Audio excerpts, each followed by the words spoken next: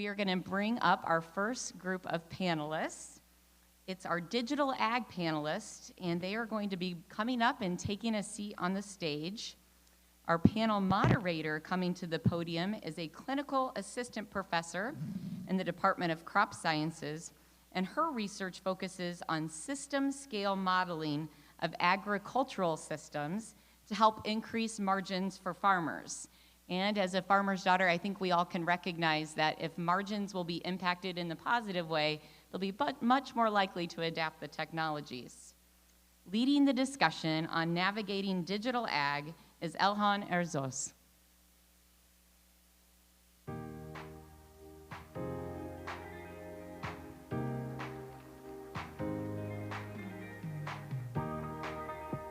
Good morning, everybody. Thank you for being over here early in the morning on a rainy day.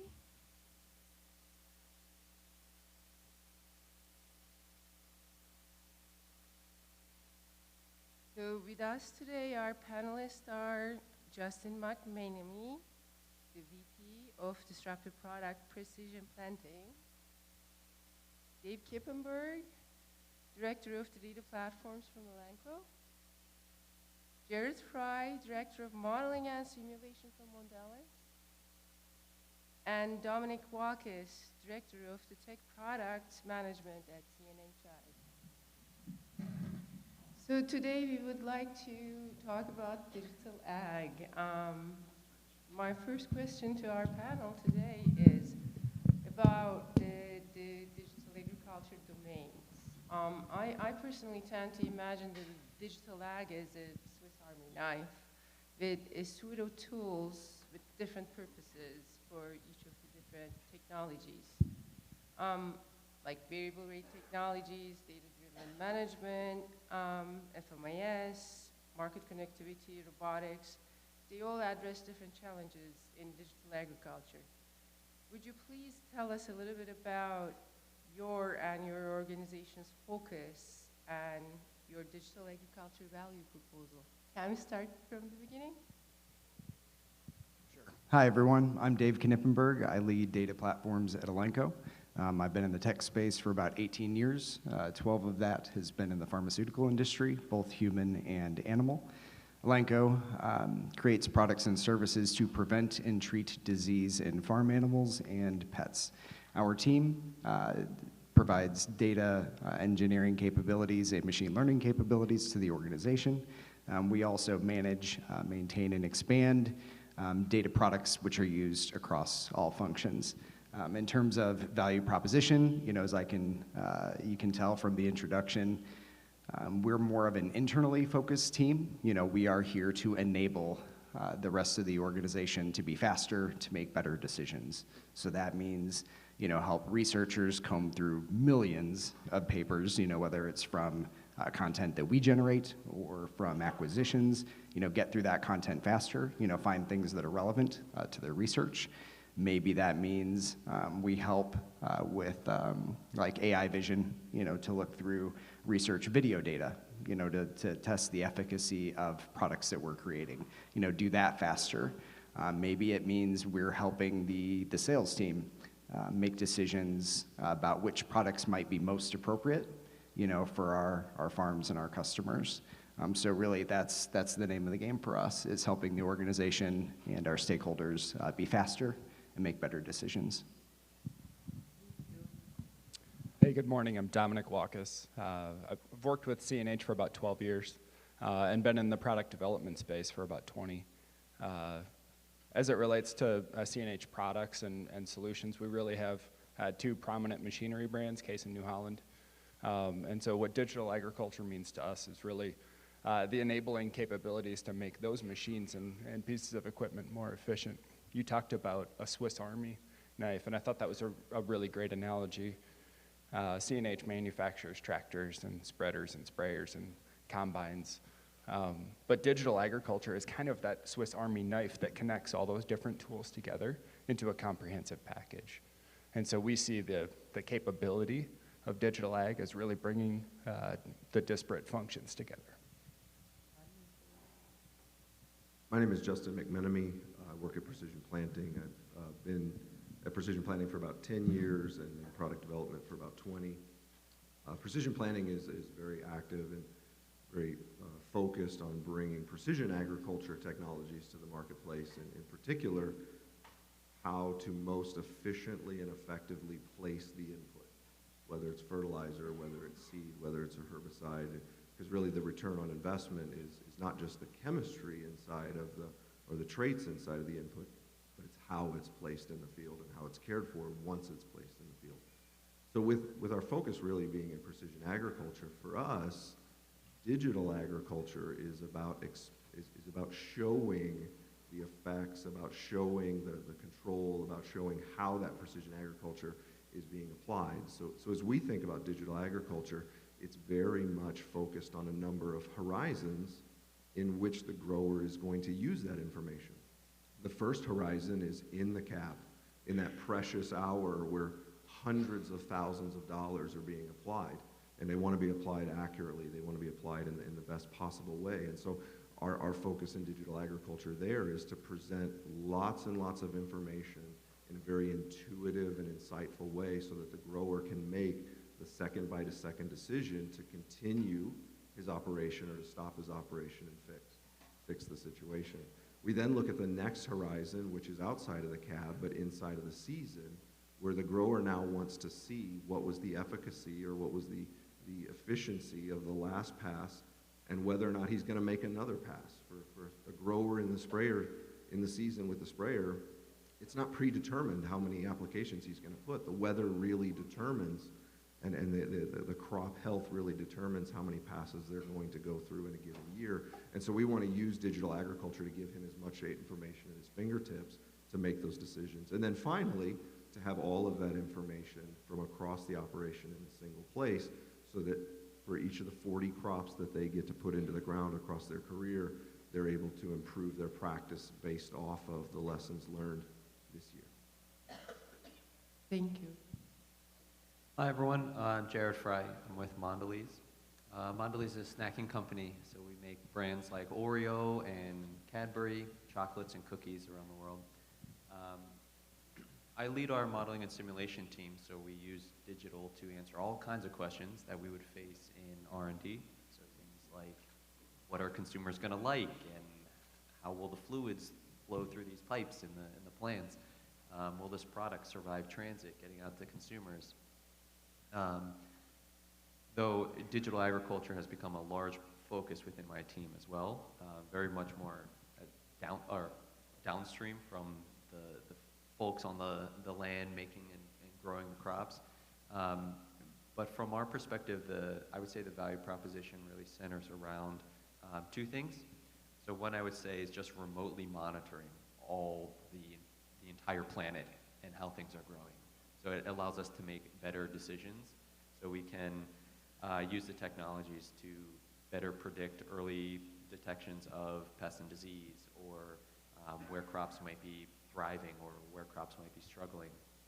And it just allows us to get ahead of those things more quickly.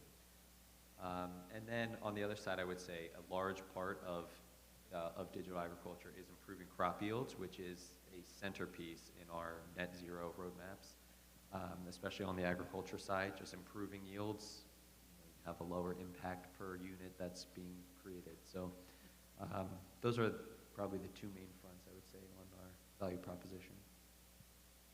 That all is a very diverse and great set of applications for digital agriculture, I'll say. I would like to talk a little bit about the challenges that the digital agriculture faces today. One of the complaints at the field right now is that the adoption has been very gradual, considering the yield monitor, which is the earliest technology that we can count as digital agriculture, has been out there since 1995. So what would you say that these challenges are? Why is the adoption being slow in going? Shall we start with Jared this time? Sure. From our perspective, we buy, like I said, crops from all over the globe. I would say our three main crops are wheat, sugar, and cocoa, and each present different challenges. So one of the challenges around cocoa is that the majority of the industry, majority of the crops all the chocolate that you're all buying is primarily grown in one region in West Africa. A lot of smallholder farmers, they don't have these big plots of land, you know, big equipment and machinery. They don't have access to the technology. They're not flying drones around to monitor their lands. Small family-owned farms. So getting the data needed to make those informed models is always going to be a challenge. And then on the flip side, how do you deploy it out? You know, Mondelez owns, we operate kind of a test agricultural research tech center, which is based in Indonesia. And we can test things and prove things out on our test plots of land in our very controlled agricultural environments, but then how do you deploy that out to the end users, to the end farmers that are going to be using it? So deployment and just access to that data globally. You know, if I need to know what's happening in wheat fields in France, and then the next day I need to know something about sugar fields in Brazil, how do I get all that information and just digitally connect it all so that we can make decisions about it? That actually ties in with all of the internet, edge computing, and technologies. Are you using any of those in your applications? We do. We are more downstream, so we don't own the farms. We're not. We don't employ the farmers, so we will generally work through brokers or through different consortium that we create. So we don't have full control over what we plant in the ground or what devices we're using to collect data. But we try to, through different consortiums around growing wheat and growing cocoa especially, try to create these communities where we can share best practices and share kind of what some of the newer technologies are, or some of the simpler to adopt technologies. There's also a big risk factor too. Let's not forget about that too. Sorry, I don't want to hog the mic over here. Wonderful. I'd love to talk a little bit more about that if we have time left at the end. Shall we? To boil down 10 years of conversations about digital agriculture into 3 minutes, that's quite a challenge. You know, in some level, you mentioned the yield monitor. You know, the yield monitor is one of the fastest adopted precision agriculture technologies in history, and it took 20 years. It took 20 years from the first retrofit yield monitors before we got to 95% adoption. And so if we think about digital agriculture, really the shotgun start, in my opinion, to digital agriculture, at least in the realm that I work in, the row crop space, was the unicorn acquisition of the Climate Corporation by Monsanto in 2012. So at some level, we're really only 10 years into, 12 years into what could be a 20-year adoption curve. But I do think you highlight there are hindrances, there are things that have not met expectations, and there's a lot of different conversations around what has caused those. One of them that I have had a fair bit of exposure to is really, I would even say that the business models that have been attempted in digital agriculture with I've sat in on a lot of panels, I've sat in on a lot of pitch decks. You know, there's dozens of CEOs across the industry over the last 10 years that have either gone to investors or gone to customers or gone to shareholders and said that digital agriculture and row crop is a billion-dollar industry. You know, it's a billion-dollar industry, and the reality is if you do just some, I'm a simple guy, I'm not from Illinois, so I'm from Missouri, so you can make all the Missouri jokes that you want to make. But in Missouri, we just do simple math. So there's 100,000 customers, 100,000 customers in the entire United States in the row crop industry. So think about the size of Bloomington Normal, and consider the entire industry is probably about the size or a little bit smaller than the city of Bloomington Normal. So if it's a billion-dollar industry in row crops for digital agriculture, that means that you need to have 100% market penetration at a $10,000 price point every year.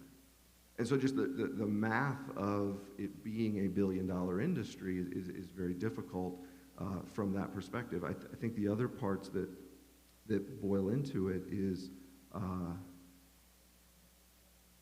they've approached it from the sense that the grower is going to be the one to pay for it. And then there's been 100 different models in that sense.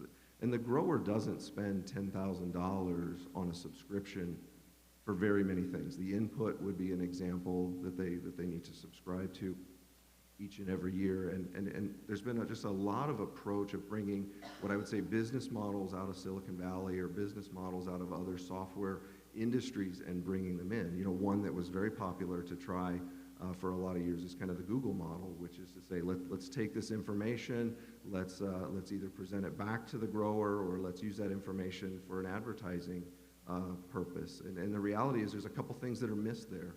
Number one, you know, when I clicked last night on Google and I searched for a Serta Perfect Sleeper, my back's been hurting a little bit, so I went and looked for a mattress. I would love for Google to send me a coupon for $200 off my Serta Perfect Sleeper, right? Because that'd be great. But the data in agriculture is more akin to your medical information and your financial information bundled together.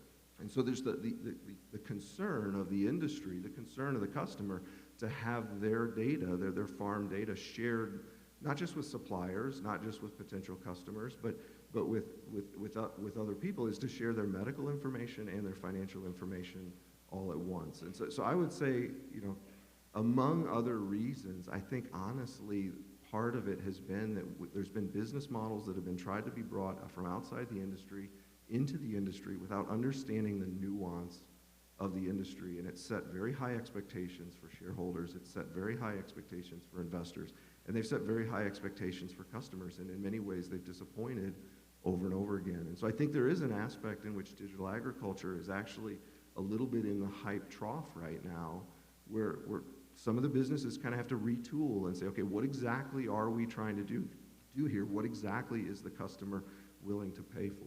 So, long answer. I apologize for No, the that length. was a wonderful answer. And I'll throw in this little tidbit of information out there. The 2022 Ag Census just came out a couple of weeks ago. And looking through it, one statistic stands out. About 90% of the farm households in the United States are small farms. And only about 10% is large industrial production farms. So the budget that any of those small farmers would have for technology would be significantly different in comparison to what else you can do with that. So maybe the market estimates needs to be adjusted a little, what would you say?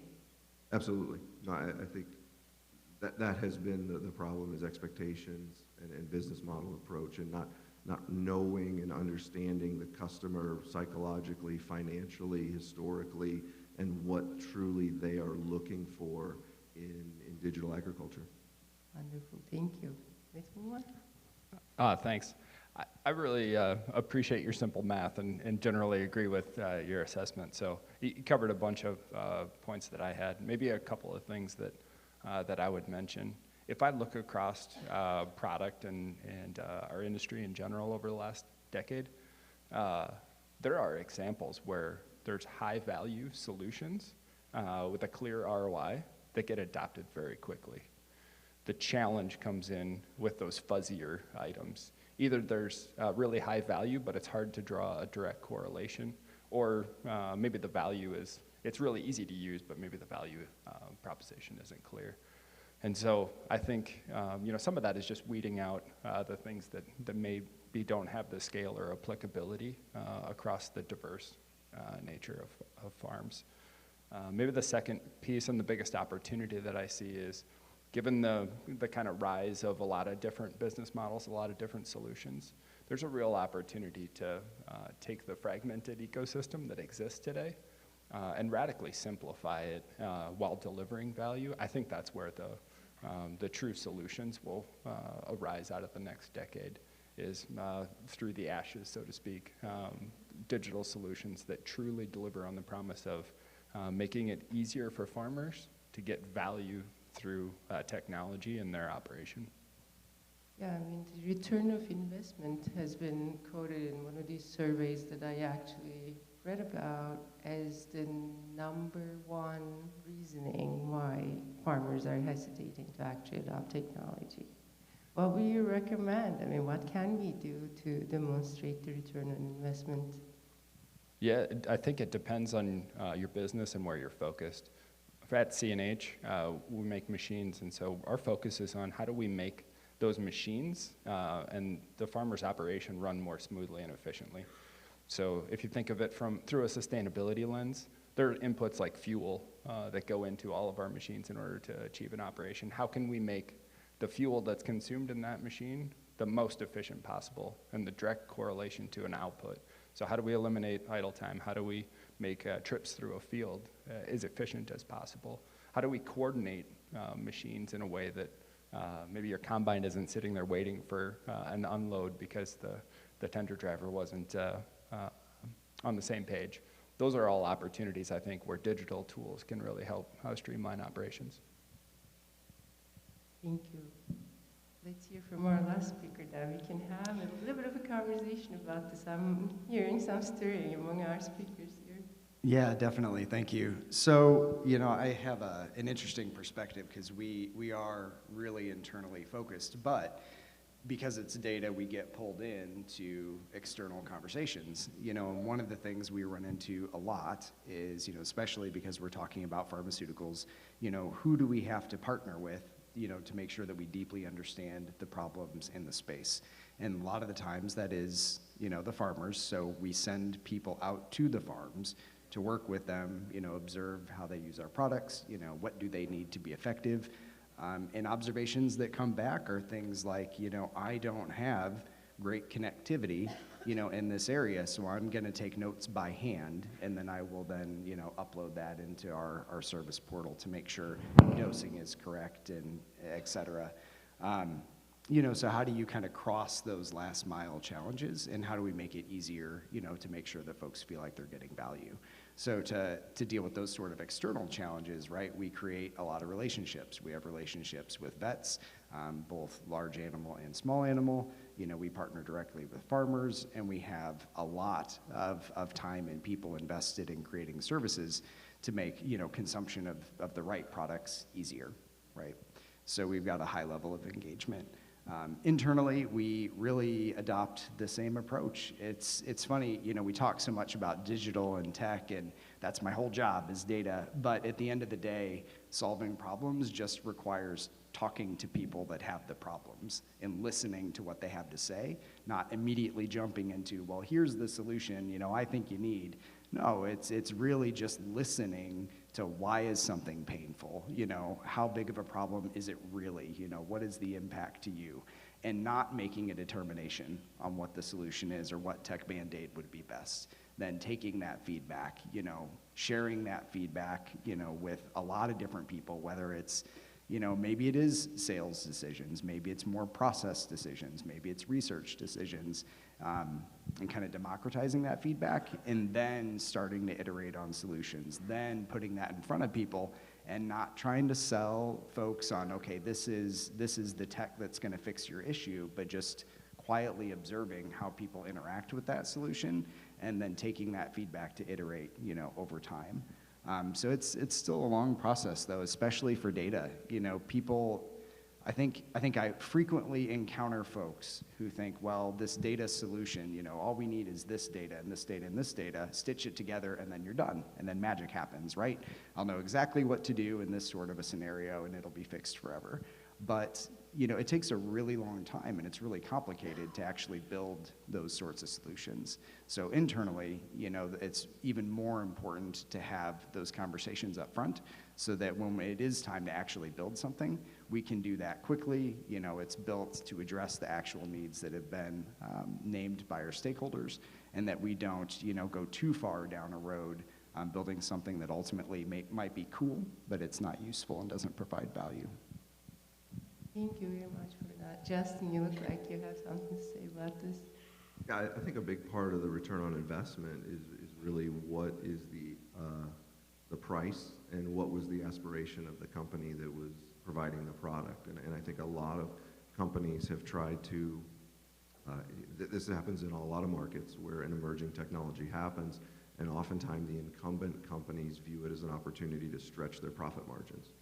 And so they look and say, hey, we see this in the automotive industry right now, right? The electric car wave was an opportunity for all of the incumbent industries to stretch their profit margins. Well, the customer on the other end, now there's costs of technology and there's costs of coming on board and there's things like that, but essentially there was a lot of focus in digital agriculture early on to actually do like the agronomic analytics, like actually model your yield and those kind of things. And in doing so, they said, hey, we're gonna grab onto the cost of your agronomist, and we're gonna grab onto these costs. And it essentially, they in many ways under-delivered on that promise, but the price was so high. So return on investment has both the return as well as the investment side. And I think kind of the expectations, back to my previous point, the expectations on the investment that a grower is willing to pay for digital agriculture has also been as much as the problem as the return of the features that are there. Thank you for that. I, being an educator myself over here at the university, I'm going to also bring up that aspect of it. The second most commonly cited reason for technology adoption delays was not understanding how they're going to be able to use that, the lack of educational services. Does any of your companies provide educational services together with your products? I don't know if it's a lack of educational services on how to use the tools. I think it's just, from our perspective, and we, like I said, we buy a lot of commodity crops. The cost is just insurmountable for many out there. So I don't think it's like a, yeah, I have this tool, I just don't know how to use it, and I can't take advantage of it. It's like, oh, what are you talking about? Flying drones and like hover cars and spaceships flying around. Like, yeah, we're not at that point yet. So I don't know if I think there's a big risk element. There's the return, there's the investment, there's the return, but there's the uncertainty aspect of it too. And you try to go to a farmer and you give them a tool that's going to predict the expertise that the farmer has themselves. They might not see the immediate value in that, and there might be a lot of uncertainty in what is going to spit out, what's going to get spit out from this model. So, yeah, I don't know. From my perspective, I don't know if it's necessarily an education thing, but. And I would take a little bit, maybe as a product developer myself, I would take a little bit more of an extreme ownership position on that, which says you look at a product, the iPad, for instance, Steve Jobs, there was no education required to use it, right? My 6-month-old knows how to use, not 6 months, that's probably young, but my 2-year-old knows how to use an iPad, but my 85-year-old grandmother, she's never turned a computer on, but she also knows how to use an iPad. And she knows if something goes wrong, what do? You push that button. That's the one thing. And so I would say, yes, there is an educational barrier in some of these tools, but I would almost put the onus more on the company, the product developer, to say, develop a product that doesn't require, if the value is intuitive, the customer will find it. Yeah, maybe the one thing I'd add on top of that is if you put yourself in the customer or the farmer's shoes and look outward, there's all kinds of providers and solutions that offer a small sliver of their total solution or what they have to do in their operation. And so by broadening the sphere of what you can cover, I think you can simplify their operation and not just give the farmer another tool and another fragmented solution that they somehow have to figure out how to stitch together in their operation to make it work. That's where the opportunity lies. Yep. Yeah, I might have a slightly contrary opinion here. Maybe it's just the nature of what we build, but some of the things that we do have product-wise, whether they're internal or external, they are complicated. That's not to say that they can't be made better, that they can't be streamlined. That is important and we should focus on that. But at least today, we do invest, and I mentioned it earlier, right, in relationships. There is a reason why we send people to farms, to really deeply understand the challenges that they go through. And yes, maybe that does create a feedback loop that helps us make things easier to consume and use. But we do that internally too, right? We have communities of practice for data to try to improve, what is the fluency, with which our company interacts with data. How do they understand common data tools? How do they understand the limitations of data solutions and data products? What is this really telling you, and what can it not tell you about the decisions you're trying to make? And that does come back to having solid relationships and being able to make sure that folks can learn and understand, from the expertise of the folks building those products and solutions. Thank you for that. I have one more question. Nerd brought up a very interesting point. We're not there yet. There are no hover cars and robots helping us out at the farm. I would love to hear a little bit about what your visions for the future of digital agriculture is going to be, and what are we to expect in a farm 50 to 100 years from now? What would you say? Shall we start with you, Dominic? Sure. Yeah, I'm happy to start. 50 years from now is a long time, and I think it's helpful to maybe look in the rearview mirror and think about what farming was like 50 years ago, right? And if you look at the change in over that 5 decades and then project it forward, I think there was a radical amount of change that happened over that. And I think there's the same opportunity for a radical change moving forward. Over the last 50 years, it was really the mechanization and optimization of those machines. And for me to sit up here and say, I think that technology and the digital tools offer the same opportunity for the next 50 years that mechanization did for the past 50 years. And so that's what gets me excited about working in this space and the opportunity to really influence farmers and our customers' lives every day. This is an interesting question. I think internally we talk a lot about what are the outcomes and the impact that we want to affect, not just the inputs and the outputs, but what is the vision that we're driving toward? And I think Dan mentioned this in his initial talk when he mentioned, food insecurity is a real problem globally. And yes, Elanco's kind of core mission and what we do a lot, it has to do with pharmaceuticals. But food security is one of our core pillars as well, across many species.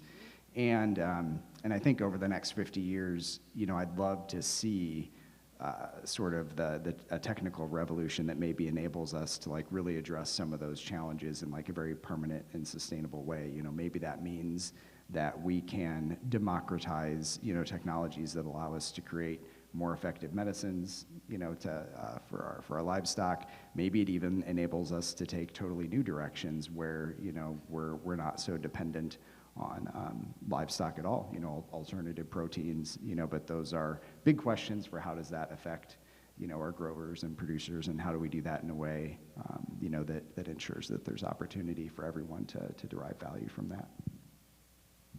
Jerry?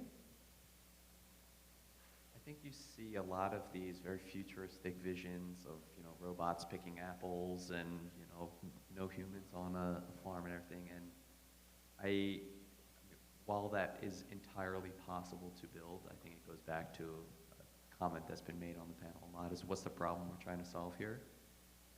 Could be cool, could be fun to do, but are we solving a problem? So I think probably what to me feels more real. You also mentioned the hype cycle, which is something that I had jotted down in my notes preparing for this. Was you get the peak of the peak of enlightenment, and then the trough of disillusionment, and then somehow you come out in the end somewhere through the middle in a more realistic vision. And I think where is that more realistic vision is as technology just becomes cheaper and easier, as sensors become trivially inexpensive, as the globe sits on one giant Wi-Fi network or something like that. You might get to that point where these sensors that can just sit in the soil, or satellites that are monitoring thermal maps and temperatures and rainfalls all over the globe, that could become so accessible to farmers that it makes their jobs and their decisions so much easier. So I think it may be a sense of how they're making their decisions, what information they're using to make their decisions, becoming much more simple and much more virtual than they are today. But yeah, unless there is a giant problem out there that we really need robots to pick apples, I don't know if that's where we'll end up, but it could just be a much faster, much more sophisticated way of doing what we, how farming and agriculture happens today. Let's hear from you, and then I have a few things to say about this as well. Thank you. So I too have seen, am I on? They cut my mic. Don't drop the mic. Don't drop it, all right. I too have seen the pitch decks, and I've seen the vision of flying robots picking apples and things like that. I actually saw one in which the farmer, it was a cartoon, he was at Disney World, because the kid next to him had the little ears on, and he had an iPad, and he was watching a robot on his farm plant his crop. And I instantly thought, this person has never met a farmer. Because not only one, every farmer I've ever met would hate being at Disneyland because of the cost, because of the people, and because of the annoyance of it, but he would never be away from his farm when the crop is growing in the ground. And it's not just strictly a financial decision. It's not strictly an overseeing their investment decision. It is truly a passion. Most growers, most farmers could make more money with a lot less stress in another career. I was doing a little bit of research, and I actually came across an AARP article. So I'm not as old as I look, and I don't regularly search AARP, but on the AARP website, it actually said agriculture has the highest average age of all industries.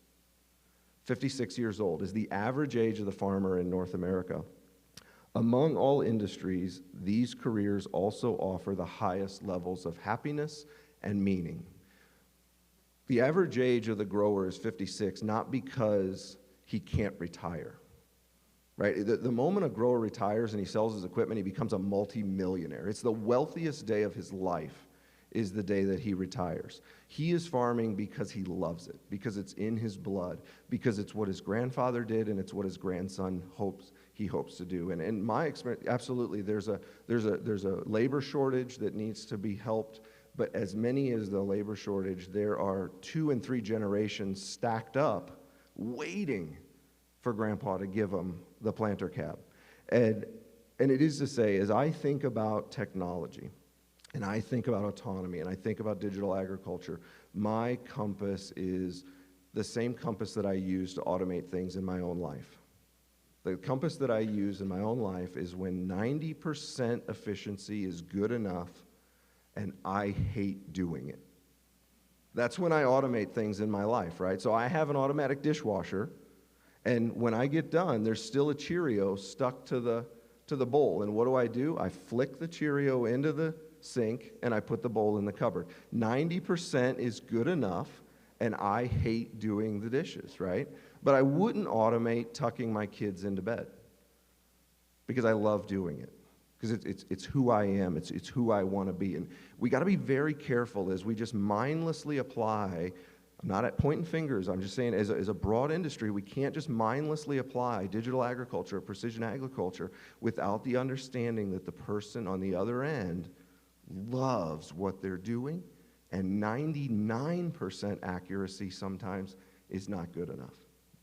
Thank you for bringing that up. That was one of the points that I wanted to make. Farmers do farming because they love farming. It's in their blood. And efficiencies are great, but it is not necessarily for the time. They would like to be efficient with the inputs and the outputs and being able to do this in a sustainable way, but not necessarily like spend less time out there working out there on their farm. I completely agree with that observation. The other thing that I wanted to bring up was one thing that started to come up as a big societal problem these days is the distance between the urban and the rural and how different these two cultures and lifestyles are becoming. And we would like to encourage that to be more unified and closer to each other. That would require us to bring the farms closer to the cities or cities closer to the farms. What would your take on that would be? Is that an achievable objective? Can we actually close that divide? I'll take anybody who is willing to speak about this. We have only a few minutes left. You know, I think Elanco's in a really interesting position where if you guys come to Indiana, you'll find that our headquarters is embedded in the middle of a very large area of farmland. And we have access, you know, to those customers. There's a reason, you know, why we did that. And even though, you know, we are moving our headquarters, you know, Indiana is still predominantly agriculture, you know. So even when we move to Indianapolis, you know, 5 miles away, you know, it is very easy to get to your constituents and your stakeholders. And so maintaining that relationship, I think, is definitely achievable, and it's definitely very important. Thank you. Anyone else? Maybe just add, it's hard for me to imagine that in North America. If I look at Europe, their model and their approach, I think, is a little more distributed and tailors to that type of approach. But I think outreach and education are going to be really critical over the next few decades to make sure we don't lose that connection. For people in the urban area to understand how their food is produced, where it comes from.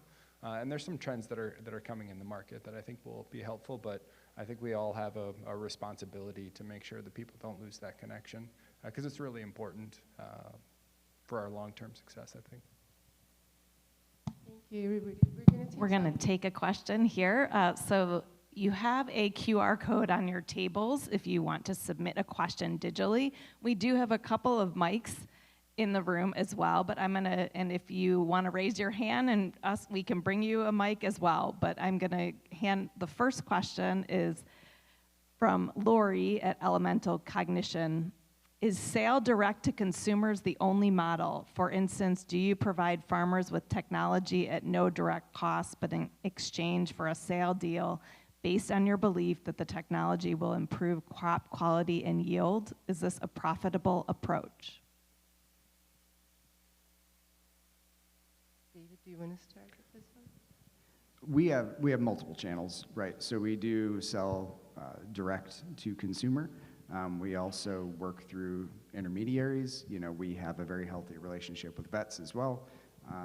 And we have, you know, pretty typical incentive programs depending on what the right mix of products and services is. So we definitely approach it from multiple paths. But at the core of it, it's relationships with the people that use the products is most important.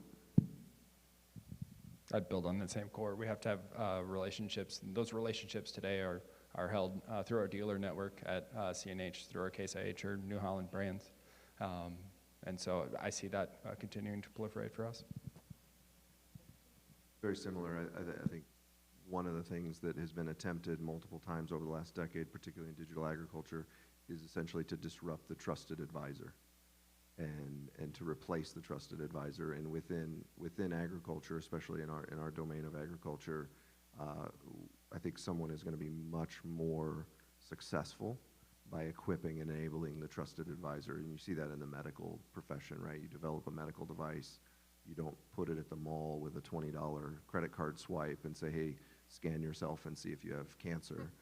You equip the trusted advisor, you equip the medical community to use that tool to improve the outcomes. And so I think it's going to be a very similar arc. That's a great analogy.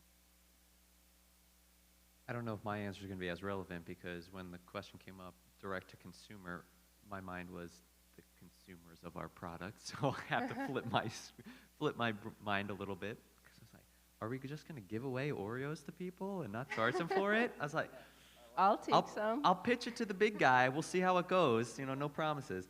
But you know, since my consumers are not the farmers, I did say that we have some consortium that we focus on, consortiums of farmers in cocoa and wheat, and some of our main crops. And we do offer, you know, we will fund fertilizers or different things to help them in what they're doing and growing their crops. I think as it comes to technology, as I mentioned earlier, data and infrastructure is a challenging one.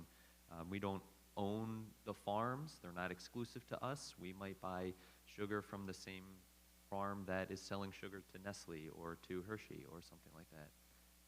So the infrastructure and data security becomes somewhat of an issue for us, but like I said, my answer might not be as relevant because my consumers are eating the products, not necessarily growing them. We have questions here.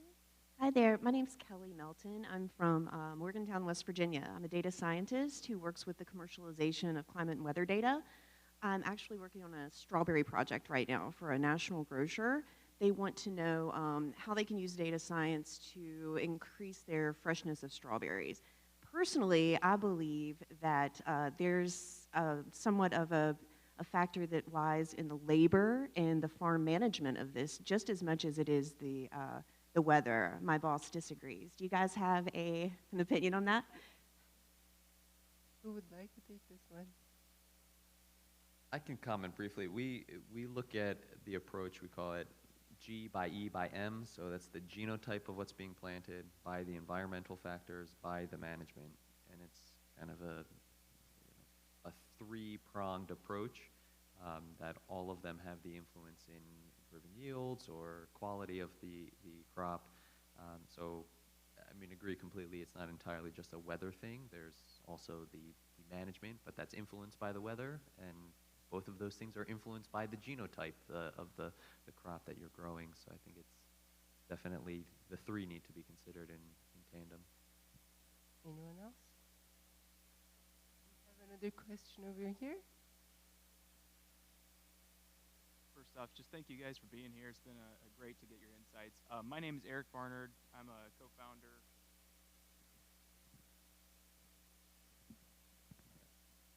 That's all right. That's better, thank you. Yeah, my name's Eric Barnard. I'm a co-founder with a company called Harvest IQ.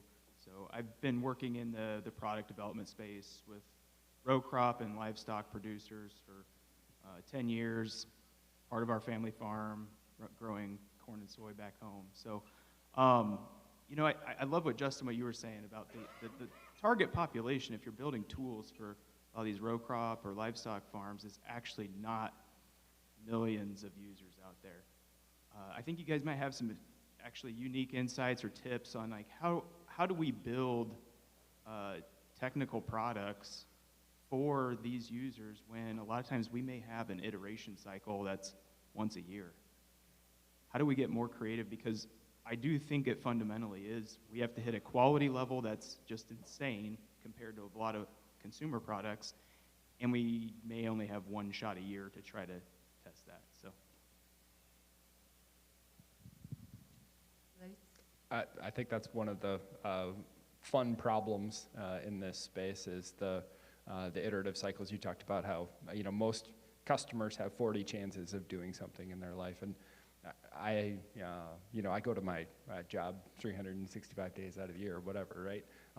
Most of us don't have that same cycle or long pattern, and so I think the challenge is always how do you harvest as much information about how your product is performing and what improvements the customer is needing in a very short amount of time, and then kind of retool and reload for the next opportunity so that you're ready.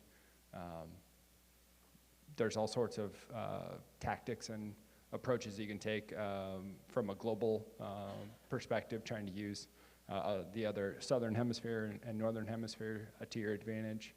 And even within the U.S., starting down in Texas very early in the year and then ending towards the north. So we do all those things to try to maximize our opportunity to get that customer feedback. We are running out of time, so I'll take this last question. Vikram? Thank you. Thanks, Elhan. My name is Vikram Adve. I'm from the Center for Digital Agriculture at the University of Illinois. So in CDA, we have been developing education programs focused on digital agriculture. And my question to you all is about education. What kinds of areas, technical areas or other areas do you see as the most important in terms of needing more education for workforce development, both within your individual companies and more broadly in the ag industry as a whole? I think when I reflect on our internship programs, so we source interns primarily in the United States and the UK, so that's London and around the Indianapolis and U of I and Purdue area. And, you know, when we have those programs, I think what's most important from an educational perspective is, at that age at least, is not necessarily incredibly specific domain knowledge, but more of an attitude and an approach to analytical thinking and problem solving, as well as communication. You know, like, so we try in our intern programs, we source projects well ahead of time, you know, and we pair people with mentors to ensure that they actually talk to people that have these problems. You know, take them on ride-alongs, you know, embed them in well-established teams. So, you know, I'll just, to give a shout out back to U of I, you know, that was, you know, I was a physics major, you know, nowhere really in IT or anything like that, but, you know, being armed with analytical thinking, you know, has really been kind of the key thing, you know, that enables you to take your career wherever you want to take it.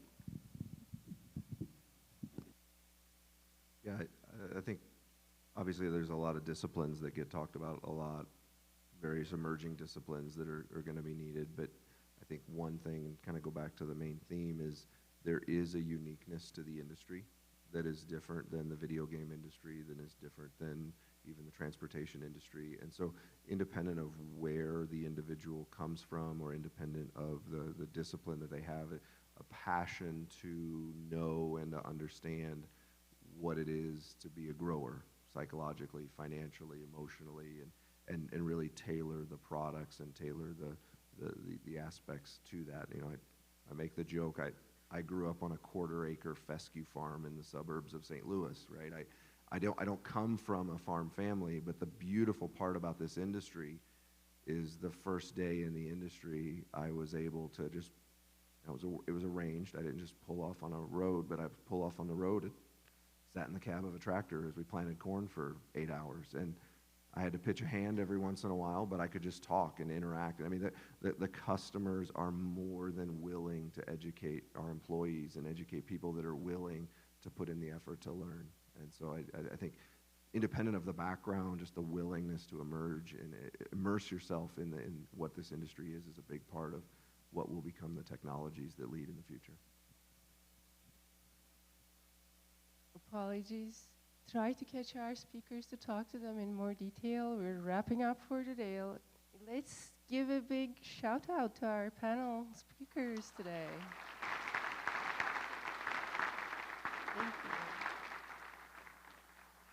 Thank you so much. What an insightful conversation. And Jared, I thought I would save you a lot of time in data analytics to figure out where the hot spot of Oreo consumption is in the state of Illinois. I can tell you it's in Champaign County. Yes. Well, we are going to make a little transition here to a fireside chat. We're running just a few minutes ahead of schedule, so we're not going to rush right into it. Give us just a moment if you want to refill your coffee, figure out how to log into the Wi-Fi, feel free. We'll get started here in just a moment.